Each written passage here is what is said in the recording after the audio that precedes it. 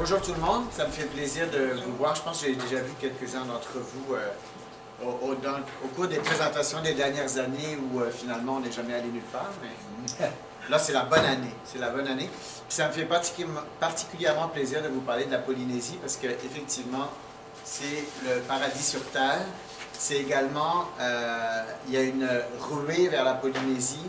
Et nous, on a réservé tout ça avec Mario l'année passée. On a réservé ça plus un an d'avance. Et la destination est pas mal complète au moment où on se parle. Les prix ont beaucoup augmenté. Donc, on a fait ça au bon moment. Ça va être le bon moment d'y aller parce que les années qui s'en viennent, les prix vont vraiment grimper. C'est comme si toute la planète s'était dit on va y aller d'un coup qu'on ne puisse pas y aller plus tard.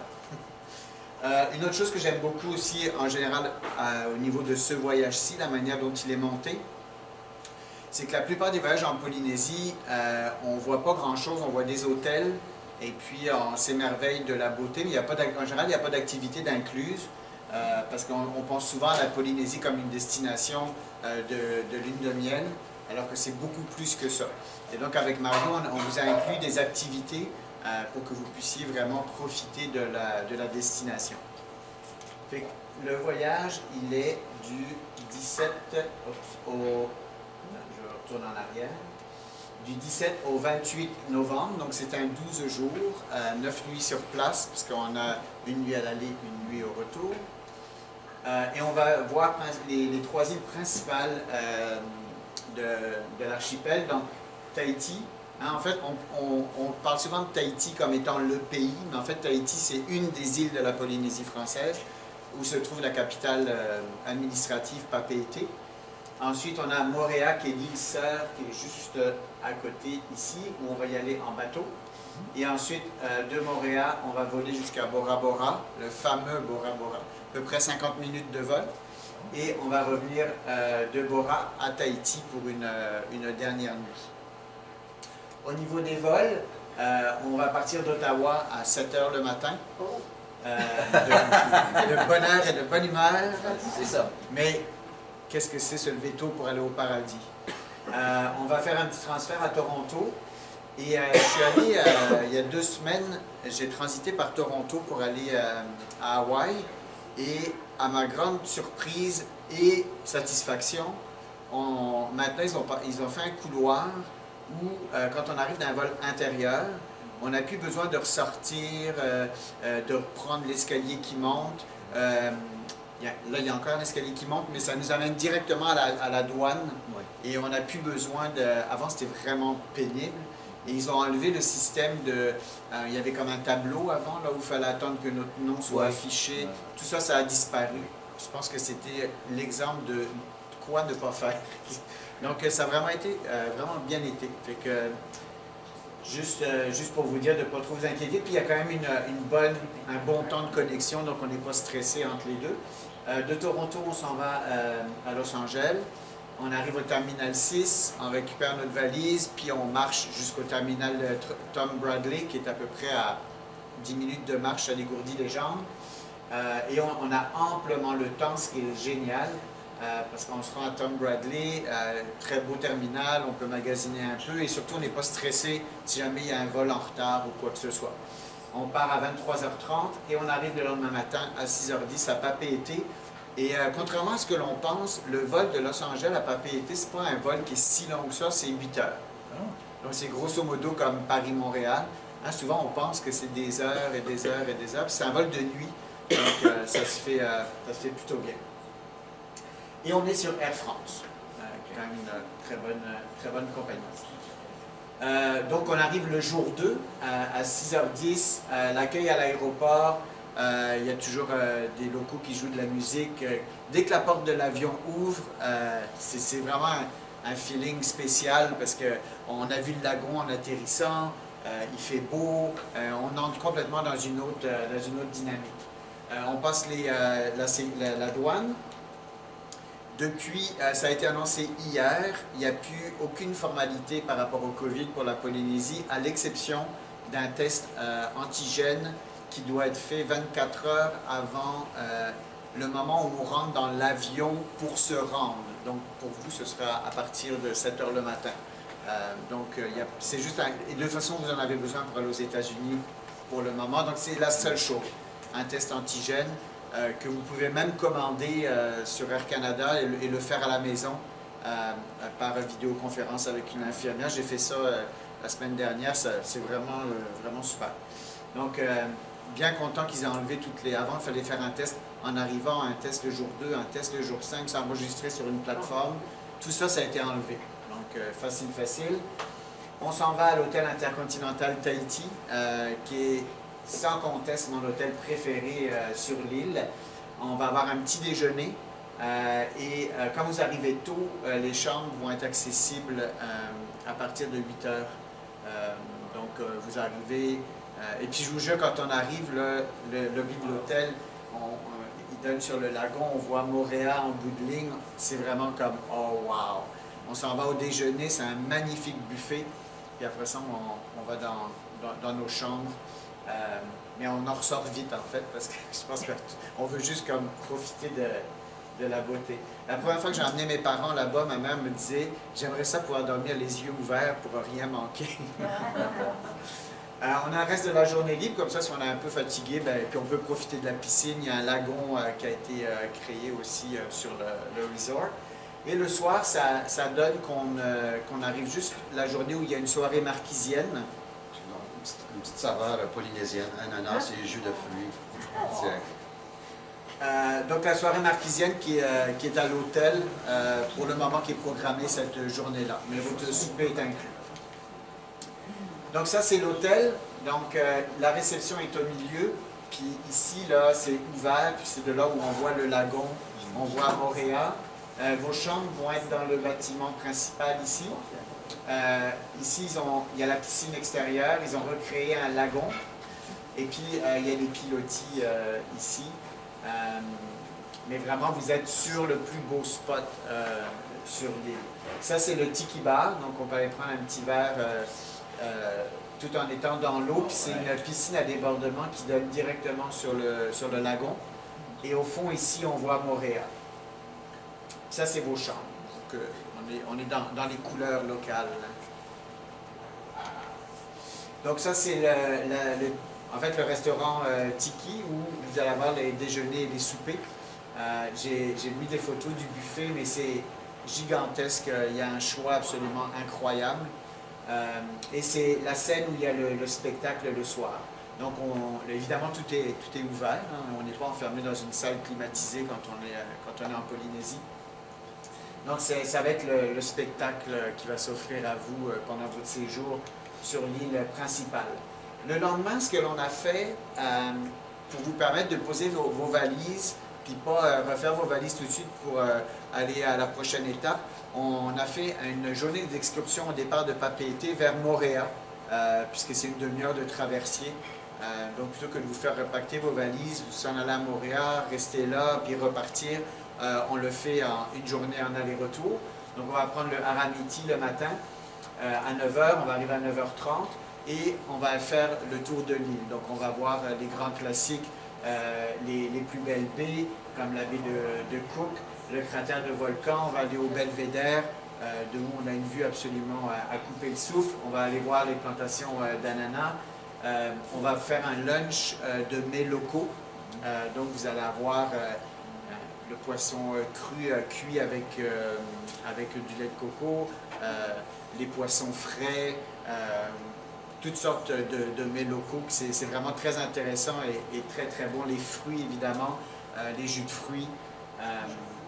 Vraiment une belle expérience. Puis on va avoir un peu de temps libre dans l'après-midi pour se baigner, pour ceux qui le veulent, ou juste se promener avant de revenir tranquillement à Papeete. Puis la traversée entre les deux îles est également très très agréable. C'est des gros traversiers, fait qu'il n'y a pas de...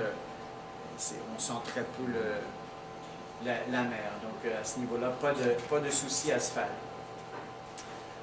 Le jour 4, c'est un petit peu coupé, on va aller faire le tour de l'île. Et ça, également, c'est quelque chose que peu d'agences prennent le temps d'offrir. Et Tahiti est une île très intéressante. Et beaucoup de gens manquent de la découvrir. On va s'en aller vers à peu près 1h30 de route de l'hôtel, vers Te Aupu, qui est connu parce que c'est un des endroits les plus célèbres au monde pour le surf. Pas qu'on va vous faire du surf, mais on voit des vagues assez impressionnantes. Et nous, on va faire une croisière de 3 heures qui va nous permettre de longer la côte et de voir des endroits, des sentiers entre autres, auxquels on ne peut pas accéder autrement. On ne peut pas y aller en voiture, par exemple. Donc vous allez vraiment découvrir une autre facette de la Polynésie, une autre partie de la végétation, avec entre autres des cascades. Très peu de gens ont la chance de voir ça avec, comme j'appelle ça, des piscines naturelles. Puis ça va vous permettre aussi de vous familiariser un petit peu avec l'histoire. C'est très très intéressant et comme je disais tout à l'heure, souvent les voyages en Polynésie se résument à la lune de miel, au lagon, à l'eau bleue, alors qu'il y a beaucoup plus, la destination offre beaucoup plus que ça.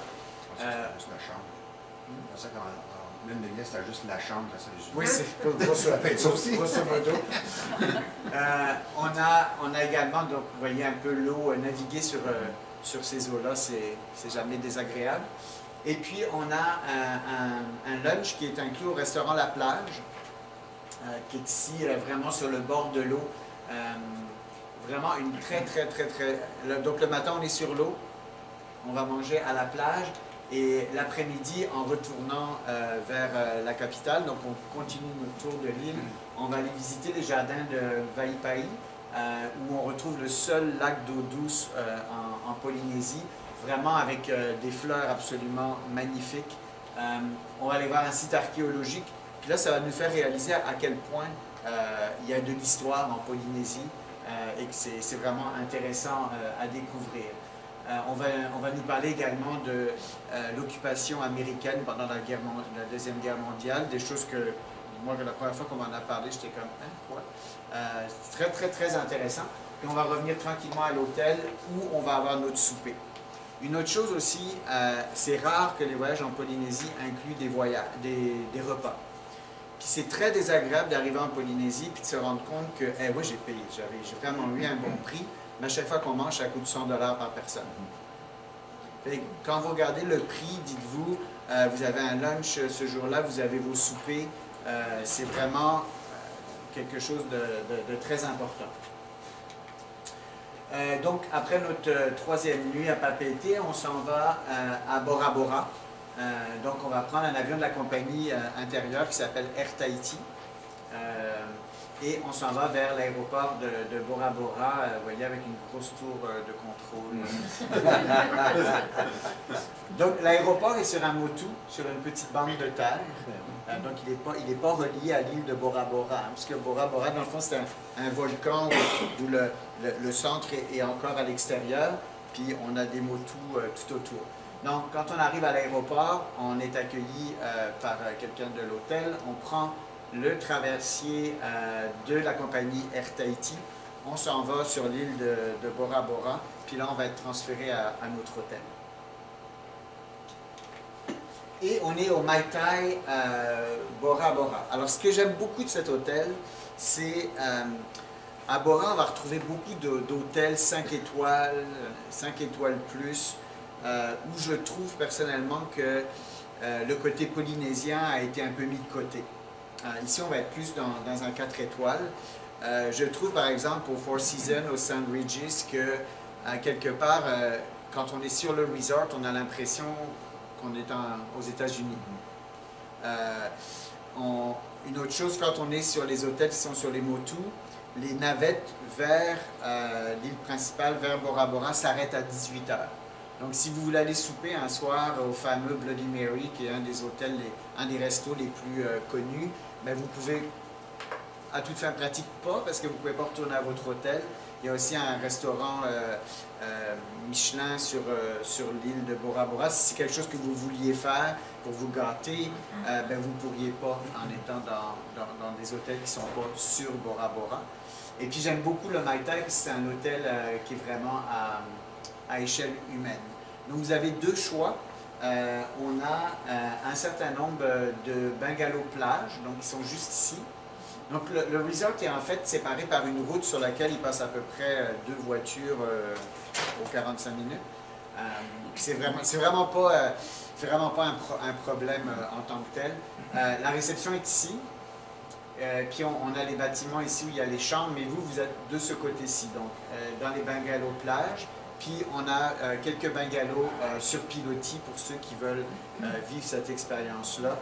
Et donc l'intérieur des bungalows à toute fin pratique est le même. C'est juste qu'ils ne sont pas construits au même endroit. Donc, c'est des bungalows d'une taille tout à fait raisonnable. Ça, c'est ceux qui sont sur la plage, où vous avez votre petite terrasse qui donne sur le lagon. Et je pense que j'ai mis... Ça, c'est le lendemain, donc le 22 novembre. Donc, comme je disais tout à l'heure, souvent les voyages en Polynésie sont vides. Là, vous allez faire le lendemain une journée sur le lagon de Bora Bora. Donc, vous allez vraiment vivre l'expérience du lagon. Donc, on va partir sur des bateaux. On va avoir un guide avec nous qui va expliquer un petit peu l'histoire du lagon, qui est très intéressant. Tous les poissons qu'on retrouve. On va faire également un lunch, les pieds dans l'eau. Avec de la nourriture locale également. Ici, on a le fameux appel de bienvenue à travers le coquillage que les guides vont faire un plaisir de faire. Donc, ça, c'est peut-être pas exactement le setup que vous aurez parce que ça varie d'un fournisseur à l'autre, mais c'est l'idée de se dire on mange, on a un petit lunch dans le lagon, fait que c'est sûr qu'on ne prévoit pas juste 45 minutes pour le lunch. Parce que une fois qu'on est là, on ne veut plus s'en sortir. Vous allez avoir la possibilité de faire du snorkeling. Puis au début, les raies, on est un peu comme « oh, je suis pas sûr ». Mais plus on va dans l'eau et plus on veut y être et on veut plus... c'est vraiment une expérience spéciale. Quand on a fait du snorkeling en Polynésie, on devient un peu snob pour faire du snorkeling ailleurs. C'est l'eau, la température, il n'y a pas de vagues. Honnêtement, on devient des snobs de snorkeling malgré nous. Les poissons sont apprivoisés. Oui. Les appels.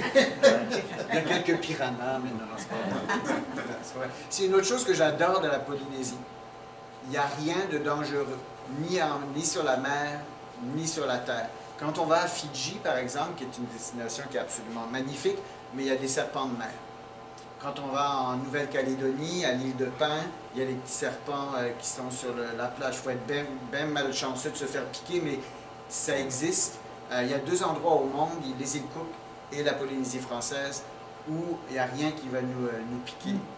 C'est pas comme en Australie où il y a un condensé de tout ce qui peut être venimeux sur la Terre. Tu sais, c'est exterminé ou c'est juste un addon? Ça n'a jamais été introduit. Ça n'a jamais été Non. introduit. Non. Okay. Et que ça, c'est un gros plus. Moi, je déteste tout ce qui rentre. Le jour 7, on a une autre super belle expérience. On va avoir vu la Polynésie du lagon, Bora Bora du lagon, mais voir Bora Bora de la terre et des hauteurs, ça donne complètement une autre dimension à la beauté de l'endroit. Donc, on va faire une journée en 4x4 où on va vraiment aller à l'intérieur des terres. On va nous parler un peu de toutes les mythes, des vestiges que l'on retrouve. Donc, je pense que vous allez être certainement un des groupes au Canada qui auront le plus vécu la Polynésie cette année. On a l'après-midi libre et on a notre souper à l'hôtel. Le restaurant à l'hôtel Mai Tai est grosso modo à côté des bungalows, tout proche de l'eau. C'est vraiment... je dis, quand on est là, on veut comme juste plus repartir. Le jour 8 et 9, vous avez 2 journées libres avec les déjeuners, les soupers inclus. C'est important d'avoir des journées libres parce que, vous allez peut-être vouloir aller magasiner un petit peu à Bora Bora, au village. Je dis village parce que c'est vraiment pas gros. Il y a un magasin de perles, entre autres, si jamais vous avez de quoi vous faire pardonner, messieurs. Vous pouvez, il y a des massages qui sont célèbres. Vous pouvez, évidemment, il y a des canaux, on peut faire du snorkeling sur place, ou on peut juste, honnêtement, s'asseoir et regarder la beauté de l'endroit. Des fois, il faut se pincer pour se convaincre qu'on est bien là. Donc, 2 journées, c'est parfait. Puis j'ai une petite vidéo que je voulais vous montrer, juste quelques...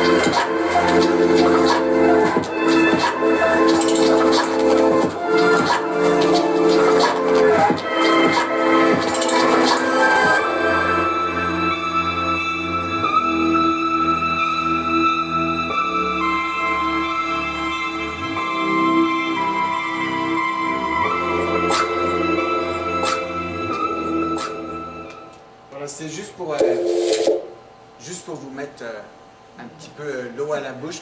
C'est très difficile. Cette destination-là, c'est une des destinations où vous allez trouver que vos photos ne sont pas aussi belles que la réalité. Malgré tout ce qu'on peut mettre comme filtre, c'est quelque chose qui est difficile à décrire. Le jour 10, ben, on va quitter Bora Bora. C'est un peu la vue que vous avez quand on quitte. On s'en va à Papeete. Et vous allez avoir un autre souper et une nuit à l'hôtel Intercontinental, là où vous étiez arrivé. Parce que le lendemain, on prend le vol d'Air France qui part à 8h20 le matin. L'aéroport est à 15 minutes de l'hôtel. Et on s'en va à 8h20 pour arriver à Los Angeles à 18h30 sur le vol Air France. On a une connexion à 22h40, donc c'est bien parce que ça nous laisse vraiment le temps de ne pas être stressé. Puis là encore, à Tom Bradley, le terminal international, on prend nos valises, on passe la douane, on prend notre petite marche de santé, c'est vraiment 5-6 minutes pour aller au terminal 6 d'Air Canada.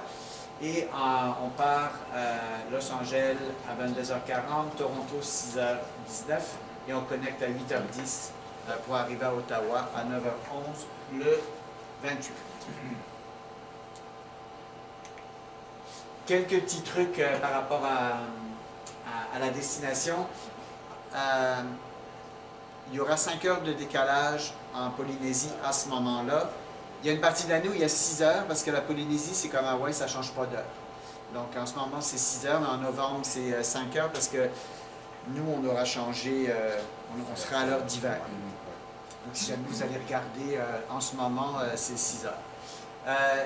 Au niveau des prises de courant, c'est comme en Europe, comme en France, c'est du 220. Au niveau de la COVID, il faut avoir deux vaccins. Sinon, on peut y aller non vacciné, mais c'est compliqué. 2 vaccins et un test antigène 24 heures avant votre départ. Pas avant l'heure de départ du vol de Los Angeles à Papeete, mais avant votre départ de votre pays d'origine. Ils ont fait ça comme ça parce que les Européens qui parlent d'Europe, c'est impossible d'avoir un test 24 heures à l'avance. Donc c'est 24 heures avant votre premier vol et c'est tout. Ça peut changer. Et ça peut changer. Mais là, ils viennent d'enlever hier. Avant, il fallait que tu fasses un test à l'arrivée, à l'aéroport, jour 2, jour 5. Tout ça, il fallait s'enregistrer en ligne. Tout ça, ça a pris le bord hier. Puis vous savez, en Polynésie, c'est les décisions de santé sont prises par le Haut Commissariat. Et ce n'est pas le gouvernement français qui prend les décisions. C'est un système politique un peu inhabituel. Mais on était content de voir ça. La monnaie, c'est la nouvelle monnaie à peu près depuis 5-6 ans, qui est toujours le franc polynésien, mais ils ont fait une nouvelle mouture. Les anciens billets ressemblaient beaucoup aux vieux francs français. Maintenant, ils ont fait des billets qui ressemblent étrangement à l'euro. Et un CFP, c'est 0,011 canadien. Grosso modo, moi, je divise par 100. Donc quelque chose qui coûte 100 francs, ça va être une pièce. À quelque chose près, là, c'est facile à faire, puis ça vous donne une bonne idée de ce que c'est. Au niveau du coût, donc il y a deux prix, comme je disais, bungalow, jardin, bungalow sur pilotis. Ce qui est inclus, donc les vols internationaux avec une valise, les vols domestiques. Sur le vol intérieur, c'est 23 kilos pour le bagage en soute. Donc l'accueil à l'aéroport, les transferts, l'hébergement. Vous avez 21 repas, comme je disais, 10 soupers, 10 déjeuners, 9 soupers et 2 dîners. Vraiment une grosse valeur. Et les excursions dont on a parlé. Et l'accompagnement de l'autre que Mario qui va se sacrifier. sacrifier. Ah, ouais. Ça, c'est être dédié. C'est